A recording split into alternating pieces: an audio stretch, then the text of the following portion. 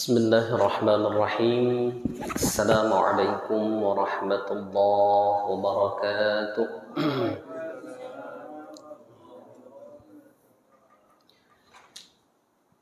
Alhamdulillahi wa kafa. Assalatu wassalamu ala nabiyyihil mustafa wa ala alihi wa sahbihi ahli sidqi wal wafa. Amma ba'du. Bishrah li sadri wa yassir li amri wa hlul 'uqdatan min lisani yafqahu qawli.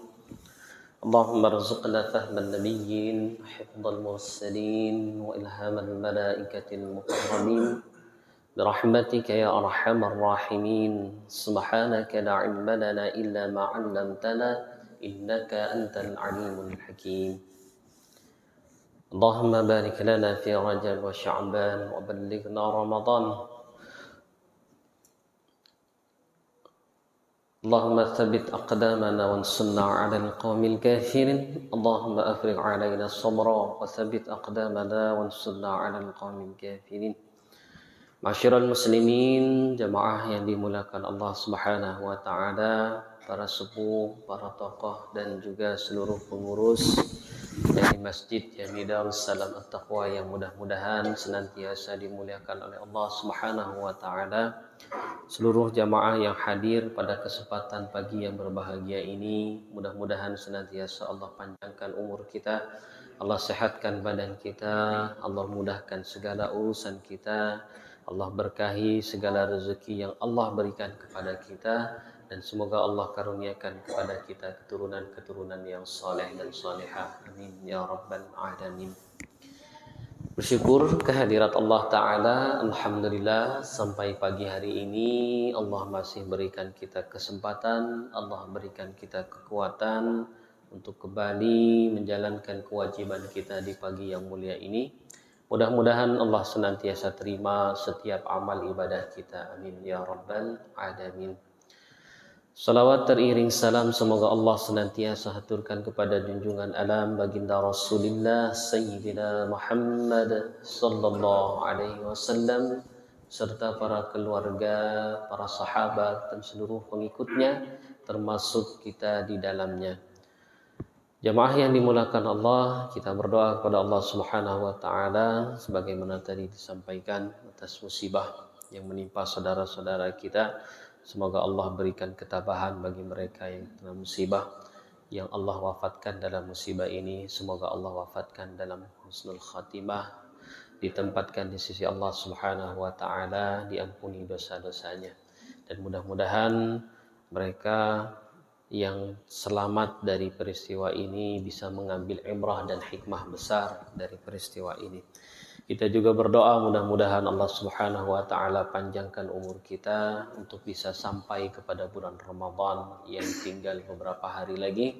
Dan yang terbaik, yang tidak kalah pentingnya, kita juga berdoa agar Allah Subhanahu wa taala senantiasa berikan kita kekuatan untuk nanti istiqamah dalam menemui bulan Ramadan insyaallah taala. Untuk itu mari kita awali ta'lim kita dengan membaca ummul kitab surat Al-Fatihah. Kita juga berharap mudah-mudahan Allah berikan kemudahan bagi kita untuk memahami apa yang nanti akan kita bahas, dan semoga setiap ilmu yang didapatkan menjadi ilmu yang bermanfaat dunia maupun akhirat. Ala hadhihi niyyah wa ala kulli niyyatin salihah wa ila hadratin nabiyil mustafa rasulillah sallallahu alaihi wasallam. Al-Fatihah. أعوذ بالله من الشيطان الرجيم بسم الله الرحمن الرحيم الحمد لله رب العالمين الرحمن الرحيم مالك يوم الدين إياك نعبد وإياك نستعين الصراط المستقيم صراط الذين أنعمت عليهم غير المغضوب عليهم ولا الضالين. Bapak Ibu yang dimuliakan Allah, terkait materi yang kita bahas tentang Sirah Nabawiyah, terakhir di pertemuan yang lalu kita sempat membahas tentang sosok paman Rasulullah Shallallahu Alaihi Wasallam yang dikenal sangat gigih membela Nabi, bahkan mempertaruhkan nyawanya sekaligus di hadapan orang-orang yang mencelakai Nabi Muhammad sallallahu alaihi wasallam, yaitu Abu Talib. Hari ini kita akan membaca dan kita akan lanjutkan kajian kita, ya. Tapi saya ingin sekali mengkaitkan apa yang kita bahas ini dengan momentum yang baru saja kita lewati terkait Isra dan Mi'raj. Ya. Kita tahu bahwa Isra dan Mi'raj ini adalah sebuah peristiwa yang nanti akan menghasilkan satu perintah dalam ibadah kita, dalam syariat kita yang kita kenal dengan sholat. Yang menarik dan mungkin tidak banyak orang membahas bahwa kita bisa ambil hikmah dan pelajaran kenapa dalam peristiwa Isra dan Mi'raj itu perintah yang diturunkan itu perintah sholat. Kenapa bukan perintah puasa misalkan, bukan perintah zakat atau perintah-perintah yang lain? Atau dengan kata lain kita bisa katakan, kenapa sholat yang diturunkan dan apa kaitannya antara sholat dengan Isra dan Mi'raj? Kira-kira kenapa, Pak? Kok waktu Isra dan Mi'raj dikasih perintah, yang dikasihnya itu perintah sholat? Ya. Ini pasti ada kaitan dan ada hikmahnya antara sholat, ya, dengan peristiwa-peristiwa yang terjadi baik ketika Isra Mi'raj atau sebelum Isra Mi'raj itu sendiri. Siapa kira-kira yang bisa gali hikmah, kira-kira kenapa? Apa hikmah di balik Allah menurunkan sholat pada peristiwa Isra dan Mi'raj? Jadi kita tidak bahas tentang keutamaan sholatnya. Kita coba ambil hikmah. Apa hikmah di balik Allah perintahkan Rasulullah untuk melakukan sholat pada peristiwa Isra dan Mi'raj? Apa kira-kira, Pak? Kalau kita lihat konteks sejarahnya jamaah yang dimuliakan Allah, nanti Isra dan Mi'raj juga sholat itu tidak lepas dari peristiwa-peristiwa yang terjadi pada tahun ketika Allah turunkan sholat itu. Jadi kalau dilihat secara histori, Isra dan Mi'raj ini terjadi pada tahun 10 kenabian. Jadi 10 tahun setelah Rasulullah diangkat menjadi Rasul. Berarti usia beliau kira-kira berapa? 50 tahun kurang lebih. Karena diangkat menjadi Rasul usia 40. Di tahun ke-10 ini Rasulullah SAW mengalami fase-fase dalam dakwah dan dalam kehidupan beliau yang bisa dibilang ini fase paling sulit dalam perjalanan dakwah. Jadi beliau itu menghadapi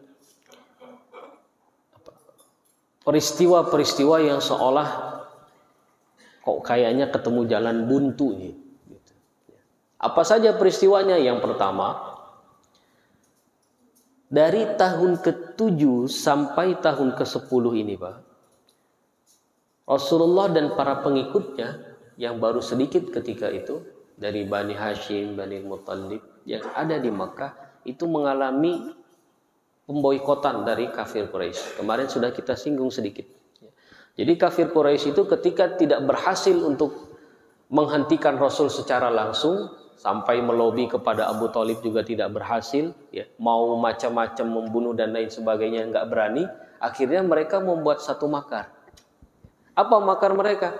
Mereka sepakat dengan orang-orang yang ada di sekitar mereka yang tidak setuju dengan dakwah Rasul untuk melakukan sebuah pemboikotan bahwa tidak boleh ada masyarakat Quraisy yang melakukan hubungan apapun dengan Rasulullah dan pengikutnya.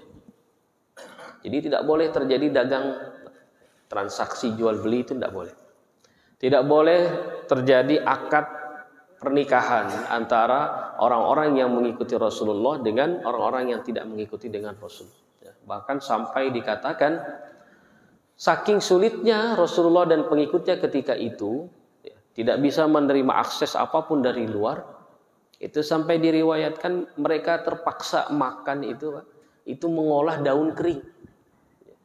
Kalau daun di Arab itu kan kurang lebih sumbernya mayoritas dari daun kurma.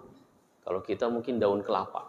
Saking nggak ada makanannya, itu daun kelapa yang kering itu, daun kurma yang kering itu, ya pelepahnya diolah untuk dijadikan sumber makanan. Dan itu berlangsung selama 3 tahun. Di tahun ke-10 ini, ya, dengan izin Allah, pemboikotan itu berakhir. Ditandai dengan surat yang mereka tempelkan di atas Ka'bah, di dinding Ka'bah, tentang pemboikotan itu ternyata lapuk dimakan rayap. Selesai dari pemboikotan itu, ini yang kemarin kita bahas, paman Rasulullah SAW itu kemudian wafat. Jadi seolah baru sedikit nafasnya. Baru selesai pemboikotan, ternyata Abu Thalib wafat. Ini kira-kira kalau kafir Quraisy gitu kan, mendengar wafatnya Abu Thalib itu betapa senangnya mereka. Dan di situ Rasulullah kemudian menjadi galau dan sedih.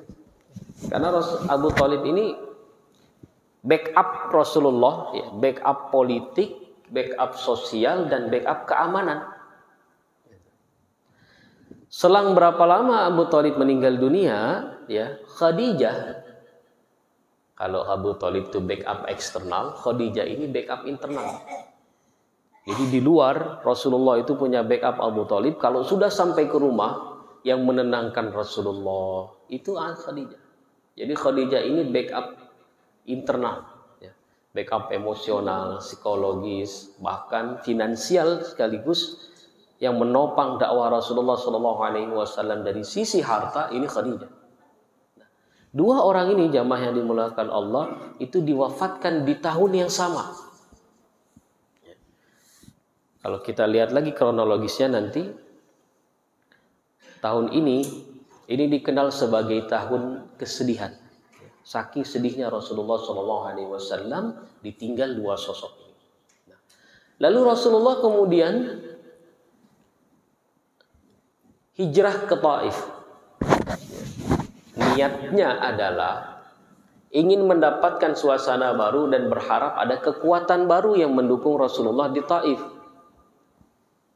Tetapi ketika pergi ke Taif, nanti kita bahas detail insyaallah di pertemuan-pertemuan yang akan datang. Di sini ada riwayat-riwayat tentang Taif. Singkatnya adalah bahwa ketika hijrah ke Taif itu ternyata bukan sambutan yang didapat.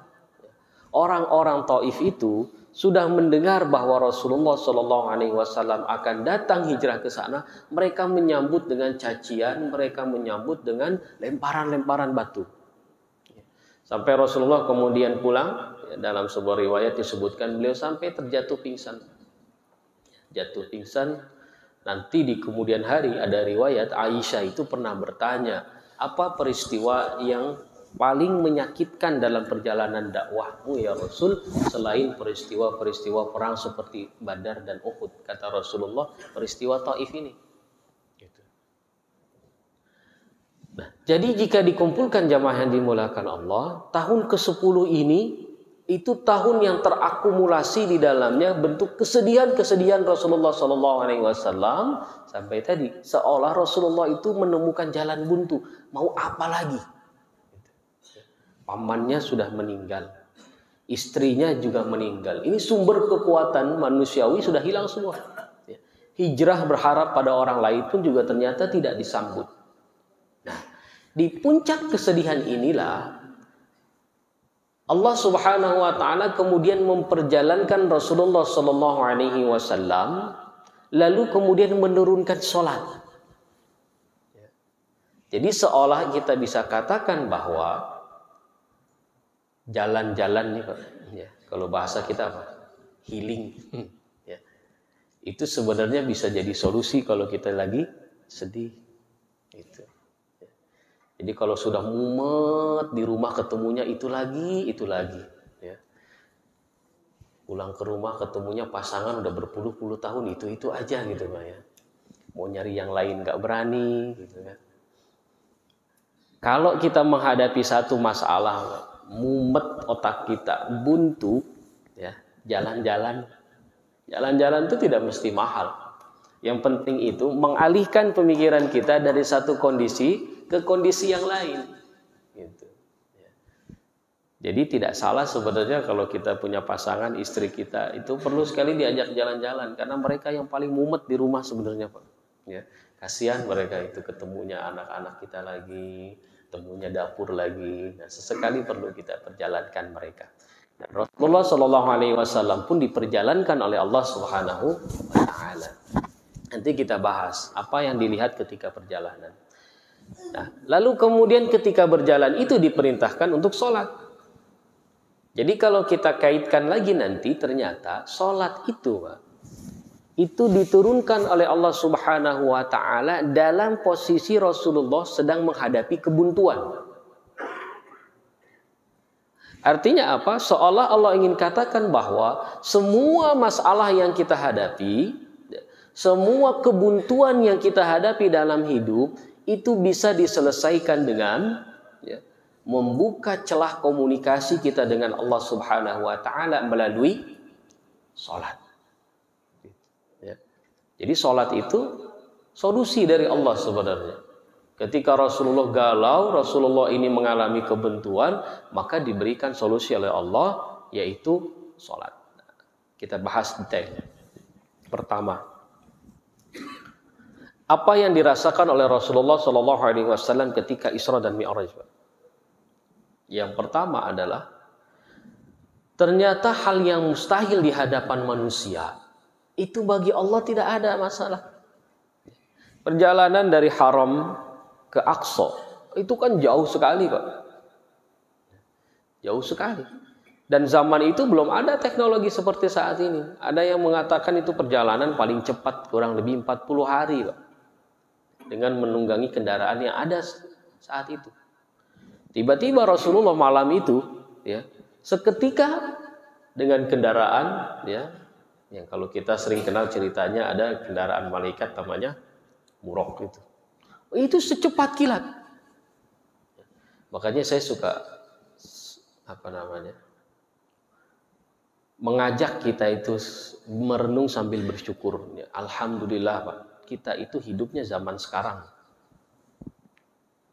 Bapak Ibu nih kalau saya tanya, percaya nggak Isra Mi'raj ini pernah ada? Yakin? 100%. Kenapa kita bisa yakin? Kita tuh cuma nerima cerita, ada dalilnya, didoktrin sama guru-guru kita bahwa Isra Mi'raj itu dulu bla bla bla bla bla, pasti ada. Coba bayangkan, andai kita hidup di zaman Rasul, ya, dan kita mendengar itu langsung dari Rasul gitu. Sekarang deh misalkan, ya, sekarang dengan kecanggihan teknologi, ya, tadi malam maghrib, ya, Pak Kholik sholat maghrib sama kita, ya. Isya sholat bareng sama kita di sini. Tiba-tiba nih habis subuh dia bilang, semalam saya habis dari Palestina loh. Kira-kira kita percaya apa? Bilang ini orang udah waras. Ya, ini orang masih waras nggak? Jadi kalau kita hidup di masa Rasulullah ketika itu, ya, belum tentu kita menjadi orang barisan yang beriman, Pak.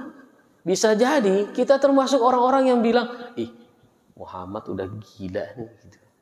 Karena enggak normal ini.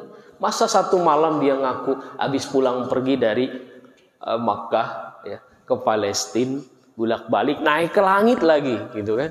Terus cerita yang macam-macam, melihat ini itu diperlihatkan oleh Allah sampai kelihatan isi surga dan neraka. Tuh kalau kita hadir pada saat itu, Pak, kira-kira kita masuk orang yang mempercayai atau orang yang sebaliknya. Dan tidak sedikit orang yang ketika itu beriman goyah karena seolah ini orang mengada-ada. Makanya Abu Bakar As-Siddiq itu nanti diberikan gelar As-Siddiq itu salah satunya karena peristiwa ini. Ketika orang datang menyampaikan peristiwa ini kepada Abu Bakar, ya, diceritakan bla bla bla, apa kata Abu Bakar? Seandainya Muhammad itu mengatakan hal yang lebih gila dari itu, saya orang yang pertama mempercayainya. Kenapa? Saking Rasulullah itu nggak pernah bohong selama hidupnya. Makanya beliau dikasih gelar As-Siddiq, orang yang membenarkan, orang yang mempercayai. Jadi ketika perjalanan Isra dan Mi'raj itu, Pak, yang Rasulullah SAW pertama kali rasakan adalah bahwa apa yang mustahil di hadapan manusia ternyata bagi Allah itu kecil.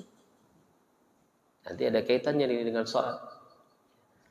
Kalau kita punya masalah urusannya dunia, urusannya manusia, kalau itu menurut kita besar sekali, tapi Masya Allah, bagi Allah itu kecil. Pak. Bagi Allah itu kecil. Kemarin dulu, hari Rabu, itu pagi saya tiba-tiba ditelepon sama kawan. Ada yang minta kita bikin acara khataman di rumah, Pak. Sudah beberapa kali kita acara di sana, dan biasanya acaranya itu satu waktu. Jadi kita kumpul berapa orang, ya 10 orang atau 15 orang. Khatam baca saat itu bareng-bareng. Kalau 15 orang kan per orang 2 juz. Selesai biasanya 2 jam. Paling lama 3 jam sama makan-makan. Kali ini beda. Sahibul Bait itu minta kita baca Al-Quran 30 juz tapi jangan satu waktu. Yang maju 2 orang. Jadi kalau 2 orang itu menghabiskan waktu kurang lebih 1,5 jam, maka dibagi menjadi 5 kloter. 1 orang 3 juz. Jadi sekali baca 6 juz. Nah, itu 5 kloter dikali 1,5 jam. Kurang lebih kan 7,5 jam. Gitu. Ini permintaan tuan rumah. Kita kan bertanya-tanya, kenapa harus seperti itu gitu kan? Ternyata dia cerita, Pak.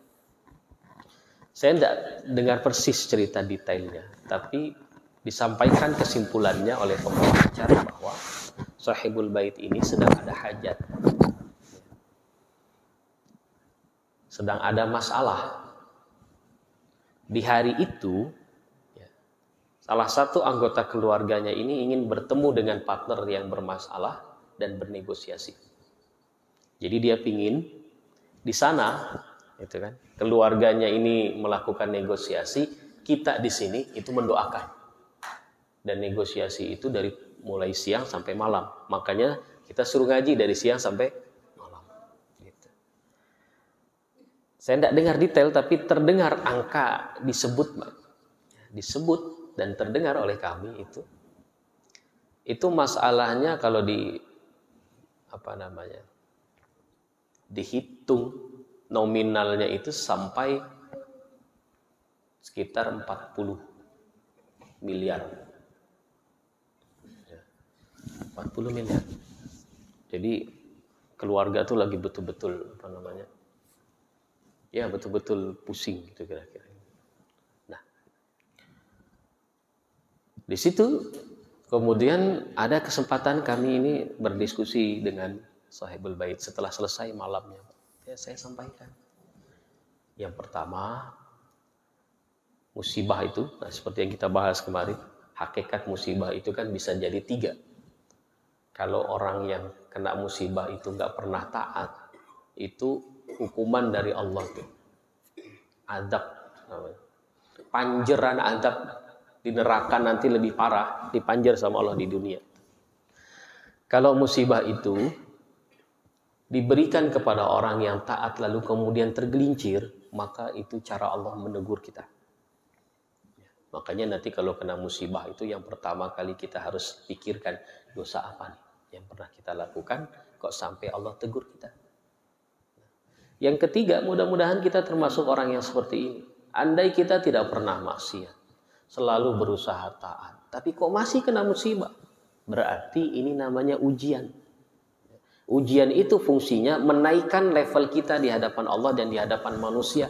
Sama seperti halnya anak sekolah yang setiap hari sekolah rajin, dikerjakan tugas, tidak pernah membantah sama guru, tidak pernah terlambat. Kenapa di akhir tahun harus diuji? Supaya naik tingkatnya. Itu saya sampaikan, Pak. Sambil saya sampaikan, sambil berkali-kali saya lihat wajahnya dan saya lihat gimik mukanya. Dan saya tahu dia termasuk di kelompok yang mana. Ya. Lalu saya sampaikan bahwa Allah itu memberikan musibah itu selalu sesuai dengan kapasitas hambanya. Tidak mungkin Allah itu memberikan beban overload lebih berat daripada kemampuan hambanya. Jadi saya bilang, antum bersyukur bahwa ketika Allah kasih musibah dengan jumlah segitu, tandanya Allah mengapresiasi antum itu mampu. Ya. Saya nggak kebayang tuh kalau kita yang kenanya. Saya bilang, ya itu kan di depan ustadz tuh. Ini kalau kami nih Pak Ustadz nggak kuat tuh dikasih begitu. Ya. Ngelihat fisiknya aja nggak pernah uang sebanyak itu. Gitu kan. Maka ketika Allah pilih antum mendapatkan masalah itu, tandanya level antum tuh di atas kita sedikit dalam urusan nominal. Jadi antum ini orang hebat. Gitu. Nah, sebesar apapun, ini yang terakhir saya sampaikan ke beliau, sebesar apapun masalah kita rasakan, di hadapan Allah itu kecil. Tidak ada apa-apanya kalau cuma 40 miliar. Jangankan di hadapan Allah, ya, di hadapan manusia saja, kalau penguasa atau misalkan pengusaha-pengusaha besar, uang 40 miliar itu receh. Kan gitu. Apalagi di hadapan Allah. Nah, kembali ke kisah kita. Peristiwa Isra dan Mi'raj itu Allah ingin menunjukkan bahwa apa yang engkau hadapi ya Muhammad di bumi ini, masalah yang engkau hadapi dengan kafir Quraisy di Mekah itu nggak ada apa-apanya di hadapan Allah. Jadi Allah tunjukkan yang pertama, apa yang mustahil di hadapan manusia bagi Allah itu ternyata tidak mustahil. Berjalan dari Makkah ke Aqsa dalam satu malam, naik ke langit pula, balik lagi, itu kecil bagi Allah. Yang kedua, ketika Allah Subhanahu wa taala perjalankan Rasulullah sallallahu alaihi wasallam, khususnya nanti ketika Mi'raj, naik dari bumi itu. Lihat. Allah menunjukkan kebesaran kekuasaan Allah Subhanahu wa taala dan membuat Rasulullah kemudian lupa akan masalahnya di bumi. Pernah lihat video ada orang berdiri di depan rumahnya, lalu seolah ada kameranya ini lama-lama naik ke atas. Orang tuh ya, yang tadinya di depan rumah, kameranya naik lama-lama kecil, akhirnya orang sama rumahnya nggak kelihatan. Terus naik lagi kameranya lama-lama, ya, wilayahnya sudah nggak kelihatan tuh, udah nggak tahu lagi di mana dia. Yang kelihatan sama kayak kita naik pesawat, Pak. Makin tinggi itu lama-lama lihat ke bawah cuma hijau sama biru saja, ketutup awan putih. Ya. Terus sampai akhirnya ya, seolah-olah ini kamera keluar dari bumi, maka bumi itu cuma kelihatan bulatan saja. Ya. Itu kalau kita mengalami fase seperti itu, Pak, naik dari sini, kira-kira posisi Masjid Darussalam di mana tuh? Ya. Rasulullah itu kira-kira ketika diperlihatkan seperti itu melihat, di mana tadi Ka'bah? Makkah itu di mana? Ya. Terus lagi naik, kemudian Allah perlihatkan misalkan, ya yang kita ketahui kan, kita itu punya galaksi tata surya. Ada matahari di tengahnya, lalu kemudian dikelilingi planet-planet termasuk bumi. Nah, di situ saja kita sudah akan melihat di mana letak Ka'bah. Di mana Makkah Al-Mukarramah? Bahkan nanti ketika dilihatkan dengan semua tata surya ini, di mana bumi? Kan begitu. Maka Rasulullah Shallallahu Alaihi Wasallam disadarkan seketika itu dengan kebesaran Allah Subhanahu Wa Taala bahwa ya Muhammad, seolah Allah ingin katakan apa yang kau rasakan di Mekah itu nggak ada apa-apanya dibandingkan dengan besarnya kekuasaan Allah. Ya. Makanya nanti ketika kita sholat, Pak, ini hikmah. Kenapa ketika sholat itu, ya, kalimat pertama yang kita ucapkan adalah pernyataan bahwa Allah itu maha besar. Allahu Akbar. Ya. Jadi kalau kita sudah sholat itu, sudah Allahu Akbar, Allah maha besar. Yang lain itu tidak ada artinya. Yang lain itu tidak ada artinya. Jadi kalau kita sholat, ya, saya suka kasih tips begini. Kenapa sholat kita selama ini mungkin kurang khusyuk? Karena kita nggak menyadari ngapain sih kita itu sholat. Bahkan terkadang sholat itu jadi satu momok. Ya, males, capek, karena kita nggak tahu. Kalau kita tahu nih seperti yang dirasakan Rasulullah, bahwa sholat itu adalah satu-satunya solusi yang Allah berikan untuk menjawab masalah kita. Ini tips dari saya, Pak. Kalau nanti pengen sholatnya biar khusyuk, Bapak Ibu sekalian, kalau mau sholat, ingat-ingat kita punya masalah apa nih. Ya. Kalau perlu tulis tuh, ya. Sodorkan sama Allah. Ini nanti sholat zuhur nih, ya. Apa aja masalah, punya hutang berapa, itu kan, sodorkan. Niatkan bahwa kita sholat pengen menghadap Allah, pengen setor masalah. Itu biasanya lebih khusyuk sholatnya, Pak. Ya. Kalau sholat orang habis gajian, ya, apalagi nanti dapat THR, pulang malam, belum sholat isya, udah ngantuk banget, belum sholat isya lagi kan. Sholatnya gimana? Allah. Coba kalau lagi punya hutang, 300 juta aja, sholat tahajud, takbirnya gimana kira-kira? Allahu Akbar. Ini manusiawi, itu kan. Nah, ketika Allahu Akbar mulai sholat itu, rasakan bahwa ya Allah, saya punya masalah. Dan saya yakin ketika menghadapmu dengan segala kebesaranmu, masalah saya ini tidak ada artinya. Allahu Akbar. Ya. Berarti kita sholat cuma untuk masalah, ya tidak apa-apa. Tidak apa-apa. Dan itu yang dirasakan oleh Rasulullah SAW. Jadi peristiwa Isra Mi'raj itu nanti ingin memperlihatkan Allah, memperlihatkan Rasulullah dengan kekuasaan Allah, sehingga seketika itu Rasulullah itu kemudian keluar dari sempitnya Makkah, keluasnya ciptaan Allah Subhanahu Wa Taala.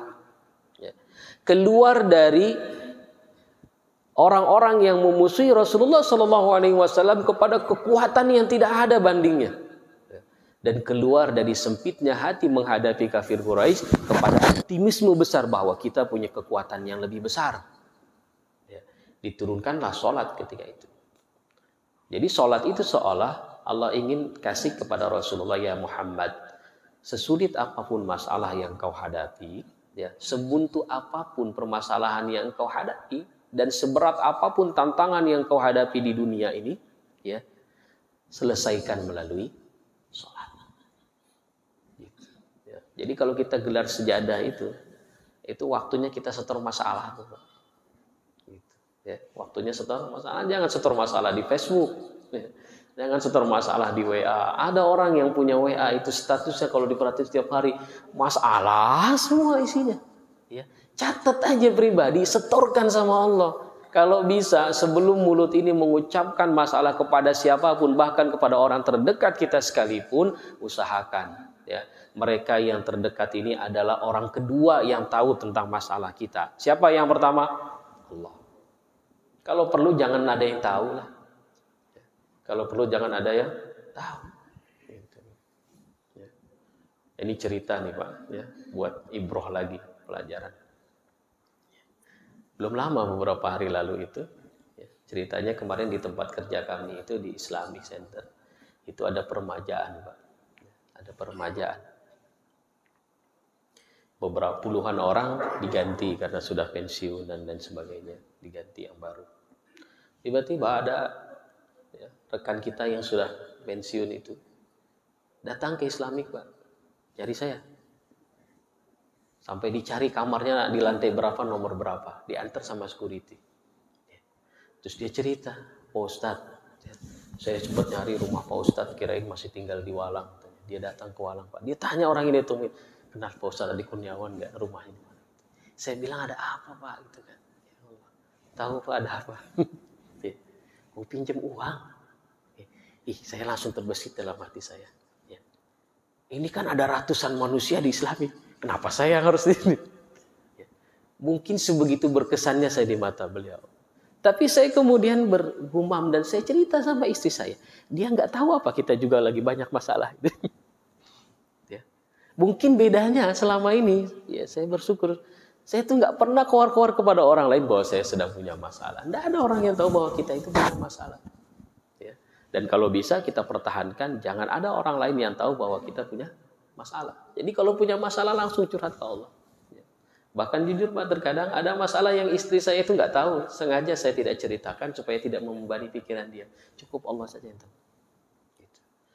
Nah, sholat itu kembali ke konteks tadi, Itu ingin Allah kasih tahu kepada Rasul, ketika engkau menghadapi kebuntuan, maka buka celah komunikasi vertikal dengan Allah. Adukan dengan Allah semuanya melalui sholat. Jadi sholat itu oleh-oleh dari Allah untuk menyelesaikan masalah. Nah, lihat apa yang terjadi setelah nanti diturunkan sholat. Seketika Rasulullah SAW kembali dari peristiwa Isra Mi'raj yang pertama, gundahnya, galaunya itu hilang, Pak. Kita kalau habis jalan-jalan itu kan lupa masalah. Ya. Makanya sering-sering jalan, Bu. Ibu nggak apa-apa kalau lagi bete minta saja sama Bapak jalan-jalan, Pak. Gitu ya. Coba ingat, terakhir kali jalan berdua sambil gandengan tangan itu kapan? Ya. Dulu belum nikah, ya. Dikit-dikit kita pengen aja nempel gandengan istri, apalagi yang suka pacaran. Begitu sudah nikah digandeng sama istri, ih apaan sih?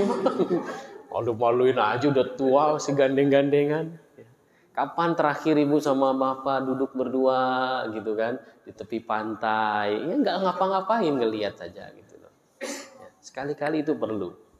Nah, ketika Rasulullah menerima perintah sholat ini, Pak, kembali ke bumi itu dengan semangat yang luar biasa. Ya. Jadi sudah tidak ada lagi kegalauan tentang kafir Quraisy itu. Bahkan kemudian Rasulullah semangat lagi merancang satu strategi nanti di kemudian hari, ya 3 tahun berikutnya hijrah ke Madinah dan kembali ke Makkah itu menaklukkan kota Makkah. Jadi ada satu perasaan bahwa saya siap menghadapi masalah apapun. Apa solusinya? Sholat. Nah, nanti disinilah hikmahnya kenapa Rasulullah SAW itu selalu kangen sama sholat. Sampai dalam riwayat itu, kalau idastadda alaihil amr, kalau Rasulullah itu mengalami sesuatu yang berat, itu dipanggil Bilal, ya. Rihna biha ya Bilal. Bilal, kapan azan? Ya, kapan azan? Maksudnya tenangkan kami dengan sholat. Jadi menunggu, ayo dong cepetan azan supaya bisa cepet-cepet sholat, supaya bisa cepet-cepet curhat gitu, supaya bisa cepet-cepet tenang. Nah, ini kan bedanya sama kita. Ya Rasulullah itu belum azan itu nyuruh Bilal, kapan mau azan, ayo cepetan gitu kan. Kalau kita ya begitu azan, ya azan lagi kan. Nah, itu bedanya. Karena kita tidak memahami dan kita tidak merindukan sholat itu. Bahkan menjadikan sholat itu sebagai beban, lagi asik-asiknya gitu kan. Ya azan lagi kan. Mudah-mudahan nanti setelah ini kita paham, Mbak. Kita itu menanti azan, ada masalah. Masalahnya jam 2, kapan nih azan? Oh 1 jam lagi saya mau setor masalah sama Allah. Kita tunggu. Gitu. Ya. Dan itu juga sebabnya jamaah ikhwatul iman rahimakumullah, sholat ini merupakan satu-satunya perintah yang tidak bisa lepas dari manusia. Ya. Jadi sholat itu punya ikatan batin yang kuat dengan kita. Coba lihat. Semua ibadah dalam syariat kita itu berlaku kaidah tidak memberatkan. Dan tidak boleh, maksudnya bisa dilakukan, bisa ditinggalkan bagi mereka yang punya kendala. Haji wajib, tapi bagi yang punya uang. Yang nggak punya uang nggak wajib. Yang tidak mampu tidak wajib. Zakat juga begitu. Puasa wajib, tapi bisa ditinggalkan bagi yang tidak mampu. Kalau sakit boleh nggak puasa. Lagi berjalanan boleh tidak puasa. Tapi sholat, ya, Bapak Ibu mau kaya mau miskin, semuanya wajib. Kita sehat, kita sakit, tetap wajib sholat. Bahkan nanti sudah meninggal dunia pun itu wajib sholat, Mbak. Cuma caranya aja beda. Ya. Kalau masih hidup, sholatnya masih sopan, makmumnya di belakang imam. Kalau udah mati, sholatnya agak kurang sopan tuh, makmum di depan imam.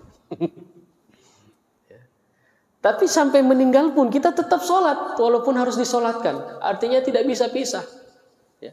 Kita mau dalam kondisi berjalan atau kita di rumah, tetap wajib sholat.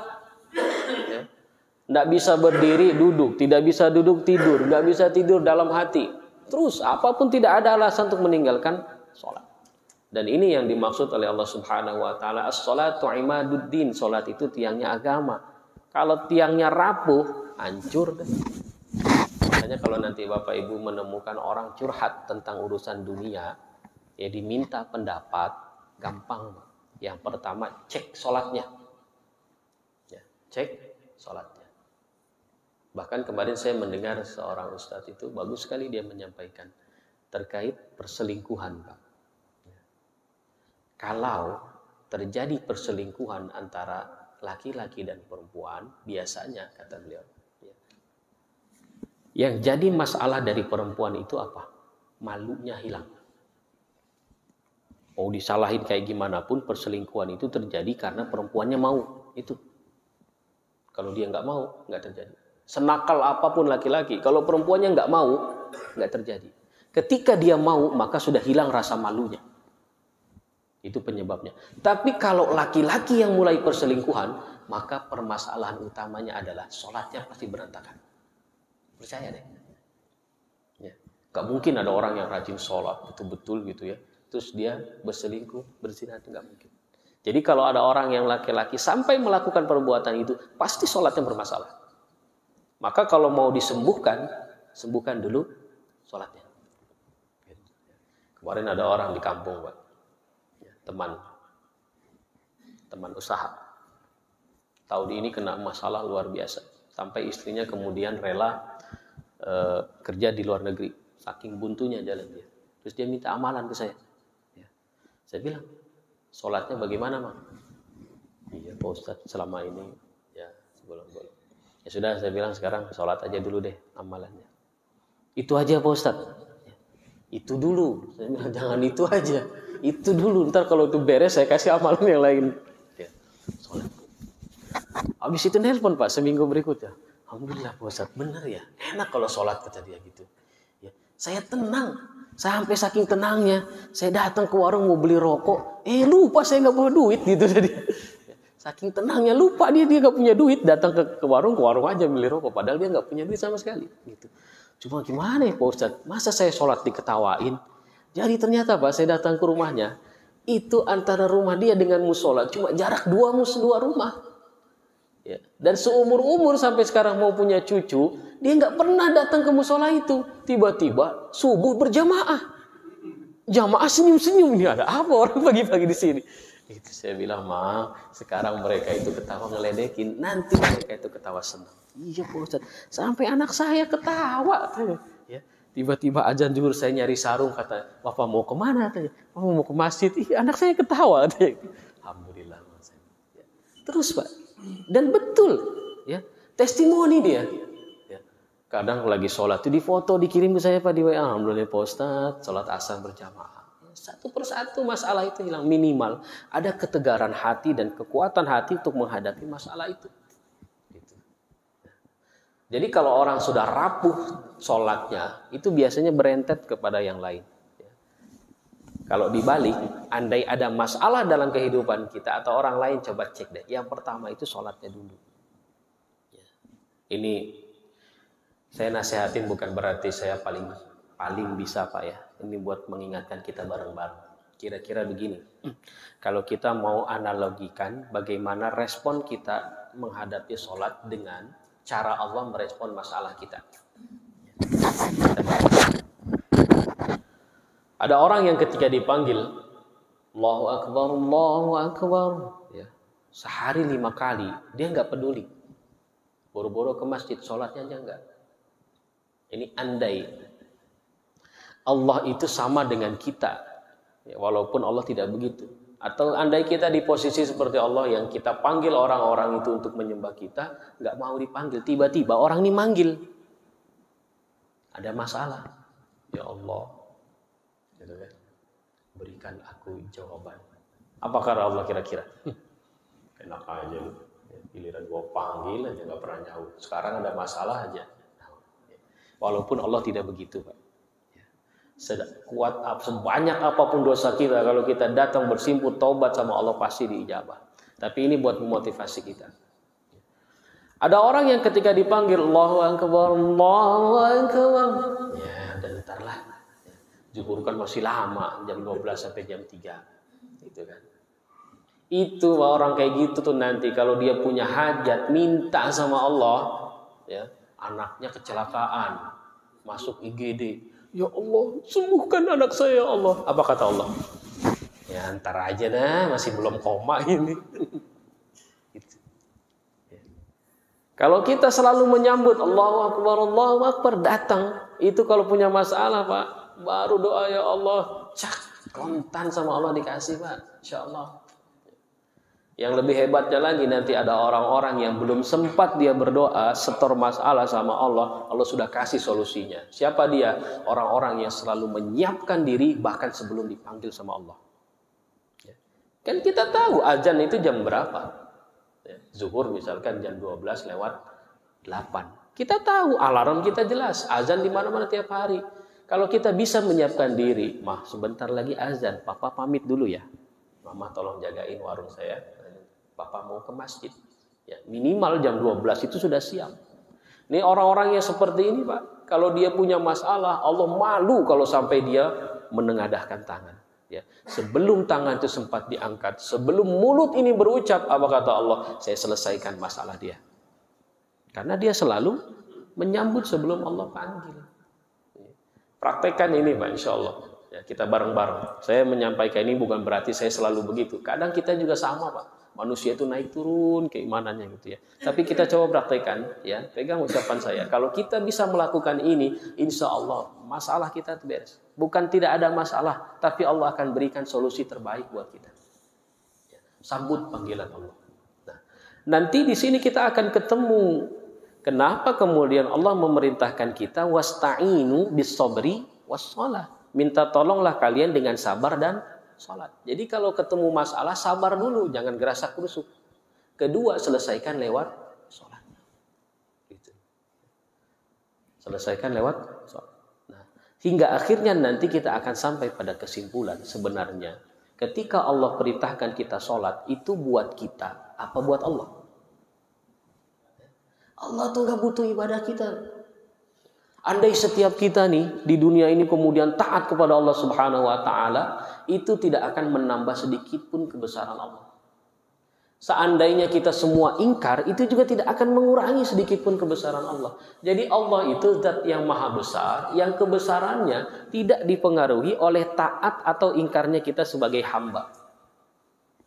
Kita nanti puasa, Allah tuh gak butuh puasa kita. Allah gak nyicipin sahur sama bukaan kita. Ketika Allah merintahkan kita ibadah, maksudnya apa? Itu adalah bentuk kasih sayang Allah kepada kita. Jadi ketika Allah berikan kita perintah untuk sholat, bukannya Allah pengen dibanggakan, seneng tuh lihat tuh orang-orang pada sujud sama gue. Enggak. Itu cara Allah memberikan solusi kepada kita. Bentuk kasih sayang Allah. Bahwa Allah kasih dalam sekali waktu satu hari itu 5 kali minimal. Kalau kamu punya masalah, setor deh. Gitu. Aku jawab, aku selesaikan. Nah, akhirnya sholat inilah yang kemudian nanti ya, menjadi senjata utama Rasulullah SAW seketika pulang dari peristiwa Isra dan Mi'raj. Ya, jadi saya kira mestinya hal-hal seperti ini yang dikaji ketika peringatan Isra dan Mi'raj. Ya, jadi mudah-mudahan setelah ini kita sadar sholat itu bukan kita, bukan untuk Allah. Kalau ditanya ngapain sih Pak capek-capek pagi-pagi ngantuk dingin hujan harus bangun datang ke masjid. Nah, kira-kira apa jawaban kita? Iya, mau setor masalah sama Allah. Gitu. Jangan-jangan nanti saking sayangnya Allah sama kita, nih orang kalau kagak ada masalah, kagak ada sholat nih. Akhirnya dikasih masalah terus, biar sholat terus. Ya, tidak seperti itu. Ya. Nah, jamaah rahimakumullah, ini pembahasan mestinya kita bahas di akhir setelah membahas kronologis wafatnya Khadijah, wafatnya Abu Talib, hijrah ke Taif, lalu Isra dan Mi'raj. Tapi saya ingin menyampaikan ini supaya kita tidak kehilangan momentum karena ini masih suasana Isra Mi'raj. Ya. Kalau yang lain membahas bahwa Isra Mi'raj diturunkan sholat, lalu kemudian apa itu sholat, bagaimana sholat, saya ingin cuma menegaskan apa sih hikmah kenapa sholat yang diturunkan ketika Isra Mi'raj. Ya, bukan yang lain, ternyata ada kaitan antara sholat Isra Mi'raj dengan peristiwa yang dihadapi Rasulullah, yang kesimpulannya adalah sholat itu Allah perintahkan kepada kita untuk menyelesaikan masalah hidup kita. Itu ya. Mudah-mudahan setelah ini Allah Subhanahu wa taala berikan taufik dan inayahnya kepada kita untuk lebih rajin lagi melakukan sholat. Yang laki-laki mudah-mudahan Allah gerakkan hatinya untuk melangkahkan kakinya ke masjid. Kita sama-sama menghadap Allah, setor masalah dari setiap masalah kehidupan yang kita hadapi. Demikian hadana Allah wa iyyakum ajma'in. Aku qouli hadza astaghfirullah li wa lakum. Ada sesi pertanyaan kami persilakan. Ya, ada yang perlu ditambahkan, didiskusikan atau ditanyakan? Tidak ada ya? Cukup ya? Cukup. Insyaallah ya. Mudah-mudahan sudah sangat-sangat jelas kita coba bahas insyaallah. Berarti pertemuan besok Ramadan ya? Baik. Ya.